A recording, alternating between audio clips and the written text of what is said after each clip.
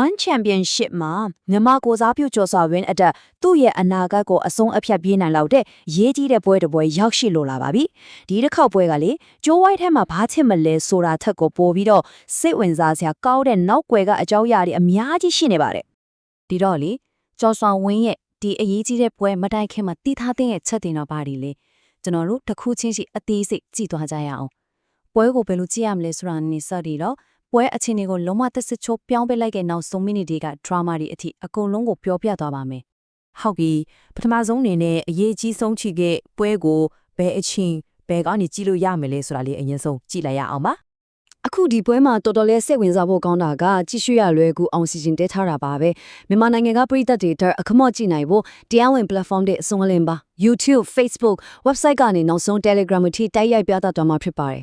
အချိန်ကိုတော့တည်ကြမှတ်ထားဖို့လိုပါမယ်တော့ကြနေ့ည9:00နာရီဝန်းကျင်လောက်မှာပါကျော်စွာဝင်းရဲ့ပွဲက Fight Cup မှာ9ပွဲမြောက်ဖြစ်တဲ့အတွက်အဲ့ဒီချိန်လောက်မှာစော့တင်နိုင်ကြီးအများဆုံးပါမယ်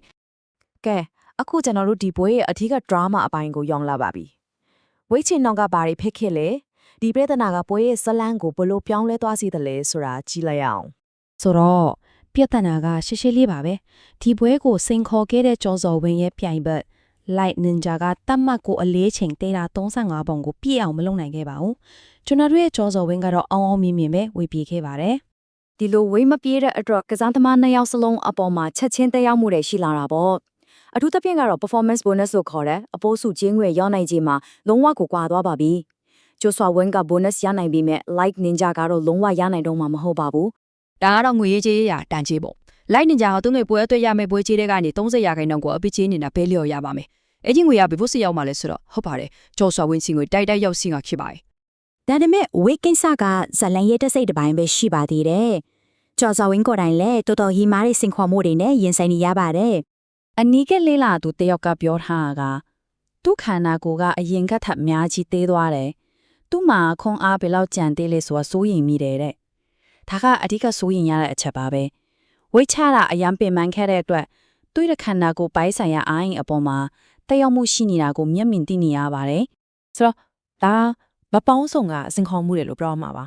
တစ်ဖက်မှာခန္ဓာကိုယ်ပြန်လည်နာလန်ထွက်ဖို့တိုက်ပွဲဝင်ရမယ်နောက်တစ်ဖက်မှာပြန်ဘက်ကိုရင်ဆိုင်ရမယ်ပြီးတော့ရေးကြီးဆုံးကအဝေးခွင်းဖြစ်တဲ့အတွက်ကျိုးဝိုင်းတွေကပြိသက်အားပေးမှုဖိအားကိုလည်းအထူးကရင်ဆိုင်ရအောင်မှာပါ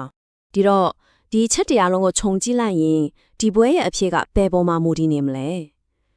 ဒီပွဲကကျွမ်းကျင်မှုတဲ့ချက်ကိုစိတ်တက်နဲ့ကြန့်ခိုင်မှုရဲ့အဆင့်အမှန်စံတဲ့ပွဲတစ်ခုဖြစ်လာပါပြီပွဲရလက်ကလက်ရခတစ်ခုတည်းပေါ်မှာမူတည်တော့မှာမဟုတ်ပါဘူးကျော်စာဝင်းတယောက်ဘင်ပန်းထားတဲ့သူ့ရဲ့ခွန်အားကိုဘလောက်မြန်မြန်ပြန်ထည့်တင်းနိုင်မလဲပြီးတော့အဝေးကွင်းကစားသမားတယောက်ရဲ့စိတ်ပိုင်းဆိုင်ရာဖိအားကိုဘလို့ကြော်လွှားမလဲဆိုတဲ့အပေါ်မှာအဓိကမူတည်နေပြီဖြစ်ပါတယ်ဒါကတော့တကယ့်ကိုသူ့ရဲ့ကြန့်ခိုင်မှုကိုအဆုံးစွန်ထိစမ်းသပ်မဲ့ပွဲတစ်ပွဲပါပဲဒီခက်ခဲဒီအမွန်ကြားတဲ့ကနေကျော်စာဝင်းတယောက်အနိုင်လန်းကိုရှာတွေ့နိုင်ပါမလားအဖြေကိုတော့တော်ကြနေညကျိုးဝိုင်းထဲမှာပဲအတူတူစောင့်ကြည့်ရမှာပါ